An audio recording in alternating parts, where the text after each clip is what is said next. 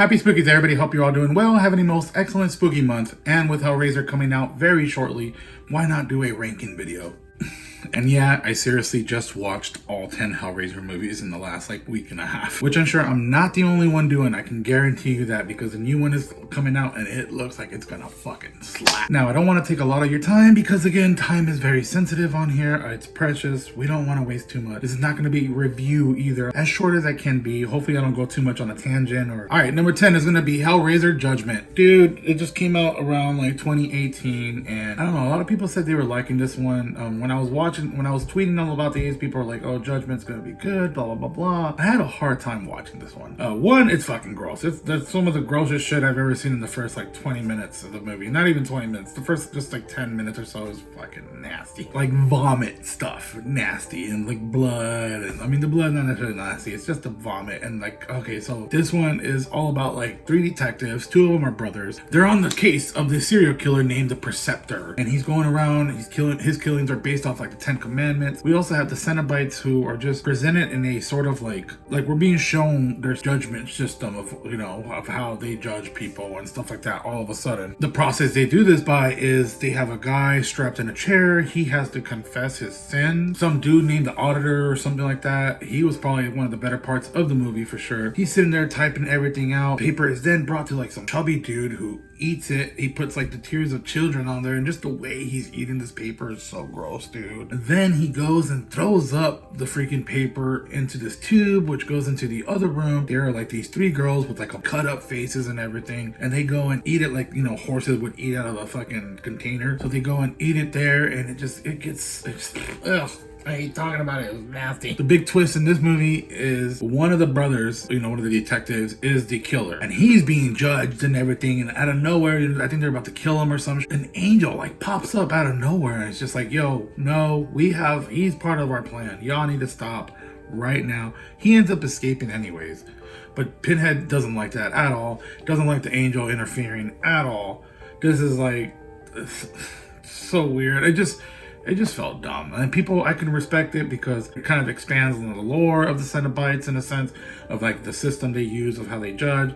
We have angels are introduced, and they obviously talk to one another and stuff. I don't know, but anyways, the angels heaven needs this killer to continue doing what he's doing to instill fear in the sinners. Pinhead is nah, this motherfucker needs to be judged, and ends up doing it, disobeying everybody and doing it. And he ends up killing, I believe he ends up killing or torturing the angel chick or some shit like that. But in doing so, then Pinhead gets in trouble, and he's banished to Earth, and he becomes immortal, and he's has to live, as a human being. And he's just Argh!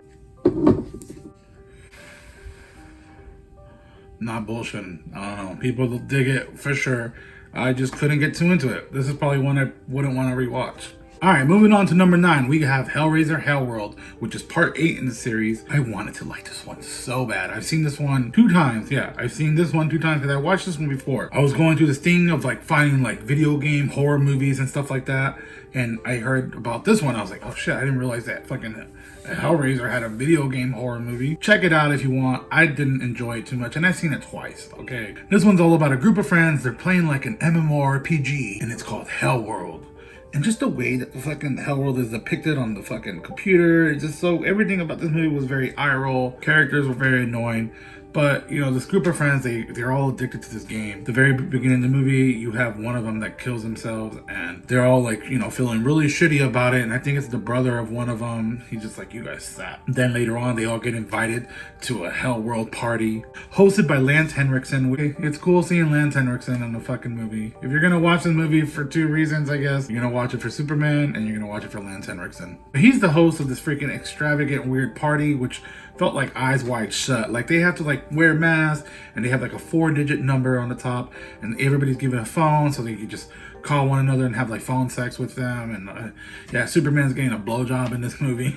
It was just so dumb because of what ends up happening. I thought okay, they're all being picked off one by one, of course. The big twist is you find out Lance Henriksen had drugged these fools. He is taking revenge for the kid that killed himself in the movie in the beginning. I think he was his son or something like that. So at some point in the party, he had drugged them all. Then they all passed out at some point, and he went and like buried them alive. Everything that we see them experiencing after they were all drugged at some point in the party has all been in their own mind and dealing with their own shit, because they're really like 6 feet underground. Somehow they're all sharing the same fucking dream, right? And then Lance Henriksen, I don't know, he ends up like having the puzzle box at the end of the movie, and he like solves it, and of course Pinhead and them come and take him away. The main girl of the movie survives. I think one other person, I don't remember, and it's implied that maybe the ghost kid that killed himself like made the phone call to the cops so they could like trace it to find the, all the people buried, but like 3 of them already died. It's just, it was dumb. I'm sorry, I just thought it was dumb. Coming in at number 8, we have Hellraiser Revelations, which is the 9th in the series. Yeah, 9th one. Came out 2011. Oh yeah, by the way, Hellworld came out in 2005. I bring that up now. I'm not telling you now because I'm about to bring it up later on. And then Hellraiser Judgement came out 2018. This one tricked me, and I got a little mad, to be honest, because it starts off like in a found footage style. Like straight up, I was like, holy shit, are we watching a found footage Hellraiser movie? And I know some people would be like probably crucify me for saying that or for wanting that, but I'd be down. But it's not. It's all about 2 friends. They end up going to Mexico and they end up disappearing. They actually have footage of Pinhead showing up because at some point in Mexico, we find out later, that some like Mexican dude gave them the box. But in the video at the very beginning of the movie, it shows them like, opening the box. Like one of them is, solving the box, and Pinhead comes. And also Pinhead in this movie was, I don't know. Pinhead in this movie was just every time, I'll say this, every time Pinhead was on screen, it took me out of the movie. The video footage depicts Pinhead showing up and taking one of the friends away, and then the brother of this family, he's just like missing for like a year. And I think it's a brother and then like his friend. So the friend got taken away, the brother's missing. 1 year later, the families get together. They're just, trying to like get over it, I guess. And nobody really talks about it. The sister gets mad. And she even talks about how they have that video camera, but they don't ever want to talk about what happened. They don't ever want to talk about what's on the video camera. The girl's not allowed to see what's on the video camera. The sister easily just walks into the brother's room, looks in a bag and grabs it and sees it for herself. Why now? Why didn't you just do this before? Why did it take you a fucking year? I don't know. I'm going on a tangent. What I liked about this one was it was short, and it was like a family drama, a little weird family drama because there's like some implied incest. So the big twist is kind of similar to the first movie where Frank Cotton is wearing the dad's skin. Here you have the boyfriend of the sister is wearing the brother's skin of the sister, if that makes sense. And he needs them to come back, and I think he's trying to like trade all of them, like his family and stuff, they don't take him away or some shit. It wasn't bad. Like, I don't know, it felt like a fucking very intense Lifetime drama horror movie with some Hellraiser. Like that's the best way I could describe it, is like a Hellraiser Lifetime horror movie. And then you find out the brother, because this whole time we thought the brother was here. He's been missing. He actually gets turned into a Cenobite and becomes like a mini-me Pinhead, and they both just look so cheesy, dude. And not like I don't think it was intentional cheesy. Just like this movie was slapped together in 3 weeks or so cheesy. Coming in at number 7, we're gonna go ahead and talk about Hellseeker. This came out in 2002 and is the 6th movie in the series. This actually brings back Kirsty Cotton from the first 2 and 3 movies, because she plays a small little role in the 3rd movie. And this is all about her and her husband are driving. They're, it's implied that they just, they're having a great time. They're lovey-dovey. They end up getting into a car accident. The boyfriend suffers like a fucking head injury, but Kirsty ends up going missing. A month later, the boyfriend comes to in the hospital, and he actually is told what's going on. Kirsty is missing. The cops don't want to talk to him. And throughout the movie, he's trying to recollect his memories of what happened and his life. He is not the best character either. He's very shady dude. Slept around a lot, and we find out later, at some point, he actually found the puzzle box and he made Kirsty at gunpoint open it, try to like kill her or whatever, have the Cenobites take her away because he just, I don't know, he was just unhappy in his fucking marriage. I guess that's his fucking goal, was to be free of her. He didn't want to divorce her, and he figured, let's get the Cenobites to come take you away. So when Kirsty solves the box and the Cenobites come, she ends up making a deal with them. And he is not aware of that. And she's like, you know what? In exchange for me, I'll give you 5 souls. And I believe since the car crash, he is just being fucking fucked with. Like the Cenobites are just fucking with him psychologically. Because the real version of the car crash shows them not being lovey-dovey. They're like arguing or whatever, or some shit like that. And Kirsty ends up shooting him, and it makes it look like a, you know, he tried to commit suicide, like he like did a suicide murder by shooting himself and having the car crash. I think I enjoyed this one a lot because they brought back Kirsty, which I thought was like one of the best characters from the first two movies, if not the best character. You know, aside from Pinhead. She was an awesome final girl. And here, I wish there was more of her. Like, it's cool, they show her at the beginning, and I think they show her a few times, like glimpses, and then at the end they show her. But you needed more. And then at number 6 is actually going to be Hellraiser Debtor, which I will say is probably the dumbest name in the entire freaking series, without context. I guess when you get context, because Debtor ends up being actually something to do with the movie. But like when I was about to watch this movie, I'm like, okay, this is the fucking dumbest name. But it's actually a really dark movie. It came out in 2005. Now, do you remember when we were talking about Hellworld and I was like, remember this date, 2005? This movie came out in 2005. You're probably asking yourself, wait, yeah, both these movies came out back to fucking back, dude. And this is the 7th movie in the series. It came out 2005. And it's all about this investigative journalist, but she's called into her boss's office and he asks her to watch this tape. It's like this ritualistic murder going on by this cult called the Debtors. So yeah, I guess the name makes sense, but it's still just a fucking dumb name. But anyways, yeah, there's this cult called the Debtors, and what they do is they kill each other and then bring each other back. Like one dude is able to do it. And the boss asked her to go investigate because this tape was set in by one of their own, I believe, somebody named Marla. And they're like, yeah, come do an expose, come expose this shit. So our lead, she's actually the same actress in Anaconda and Eight-Legged Freaks. So our lead heads over to Bucharest. The setting of this movie was really cool. We have her, the way she finds the puzzle box is probably fucking just some of the creepiest shit I've ever seen. She like finally gets access to this room of this person that sent the tape, and from like a far distance you just see the shot of somebody in the bathroom just straight out dead, wide-eyed, just in a bra and underwear, and it's that lady that sent the tape. She looks like she had an overdose and everything. It was just dude. And then and on top of that, she has the box in her hand and our lead is trying to grab it, and it was just a very intense scene. The movie was really, I don't know, it's good, but it's odd. Like, it's a very odd movie, it's all I can say. It's got really dark themes, especially with our main lead. Her past and stuff like that, you know, stuff to do with her father and the implications that, you know, the father, you know, essayed her. It was just rough, dude. Absolutely rough. And the movie opens up with our lead actually doing like an expose at a crack house. So you just see a bunch of people there, like just fucking shooting up, doing drugs and shit. I was like, man, this feels like fucking Requiem for a Dream almost. But just like everybody else, you know, once she acquires the puzzle box, she opens it. And her scene, actually, the chains come out of the puzzle box, I thought was really cool. And she's like feeling all this pain, and then it goes away. She's also trying to figure out the stuff with the cult. Now, the stuff with the cult is kind of interesting because they tie it with the 4th movie, Bloodline, because the leader of the cult is a relative of the Merchant family, or Merchant family, however you pronounce it. They are the ones that created the fucking toy box in Bloodline, which we'll talk about. And this guy thinks that, the cult leader thinks that he can control the Cenobites or some shit. But it gets very trippy. There's a really gnarly scene with a knife in our main lead's back, dude. That she has like just jammed through her. And, oh, dude, she has to like push it out. It is so fucked up to see, man. It was I'm pretty sure it was a good ending. It was just a little confusing. I remember after I watched that, I had to like talk on Twitter about it, and somebody kind of like explained a little bit of stuff, so I was like, oh, okay, that makes a little bit of sense. Coming in at number 5, we have Hellraiser Bloodline, which is the 4th movie in the series. This came out in 1996. Now, the original screenplay, I think, was a lot more epic, and it was supposed to just tell this dramatic fucking like finale to Pinhead.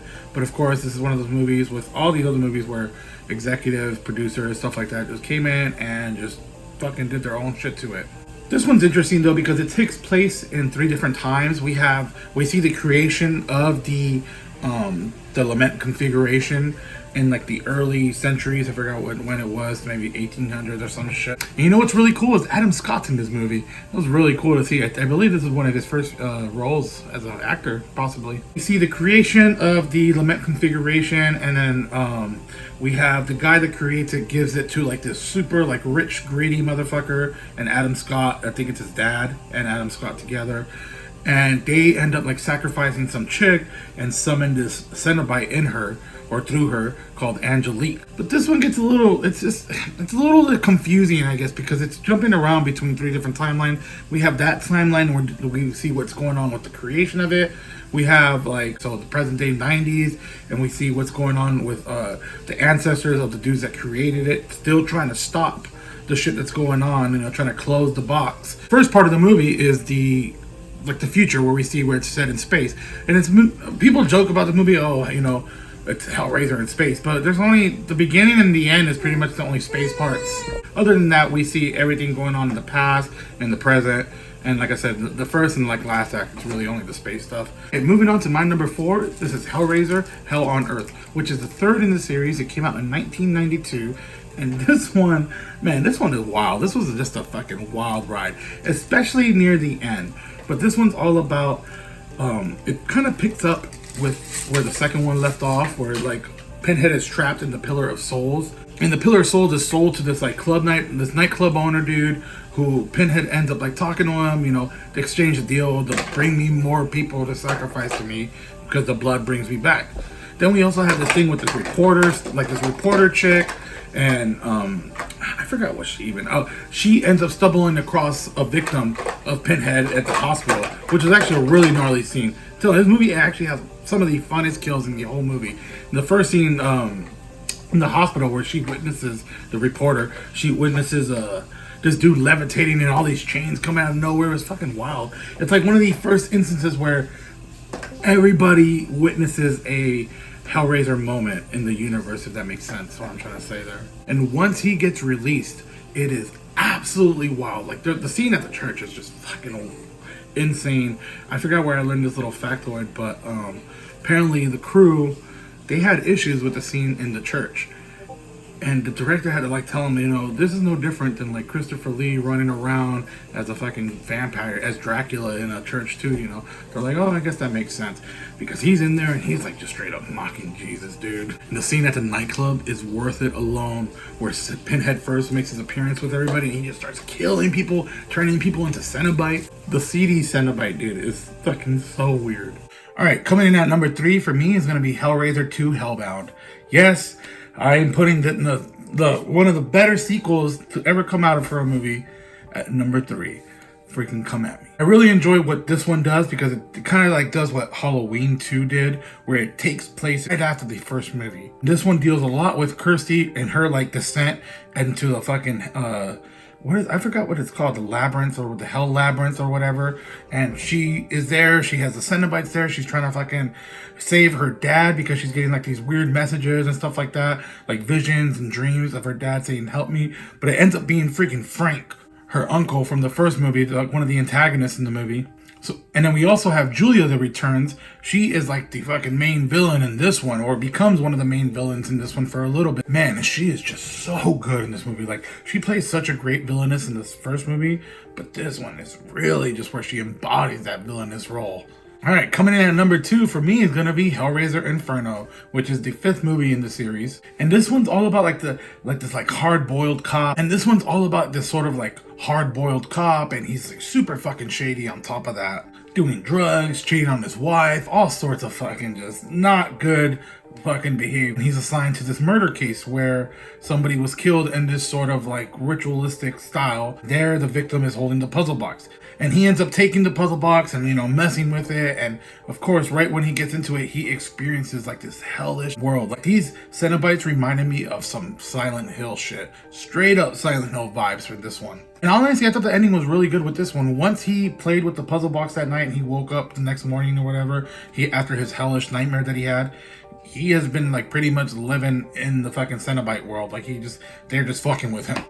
This is another one where they took the script and basically just rewrote the Cenobites in there. But I liked it. I don't know. I really enjoyed this one. It had like this sort of like noir vibe to it. Like, there's a lot of times where he's driving and narrating and shit. It was cool.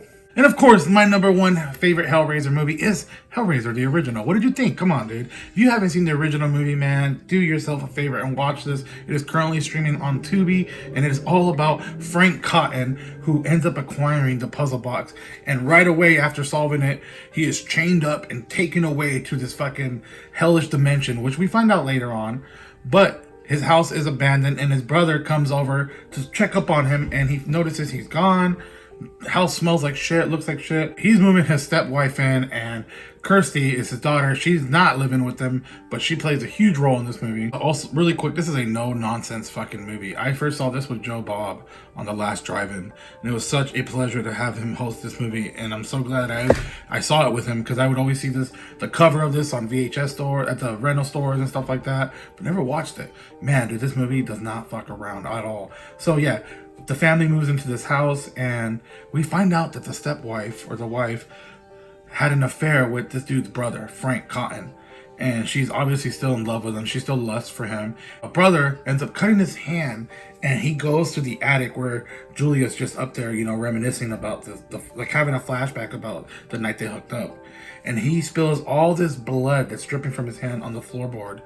And it ends up resurrecting Frank. It ends up helping him escape from the fucking hellish dimension. And he ends up convincing Julia to freaking help lure dudes back, kill them, and he's gonna like drain them of their blood, and it helps him regenerate back to like 100%. And it literally just gets a lot crazier and more intense than that. And the Cenobites are just like in it for just a fraction. They're not even like the main thing is like a family fucking drama movie.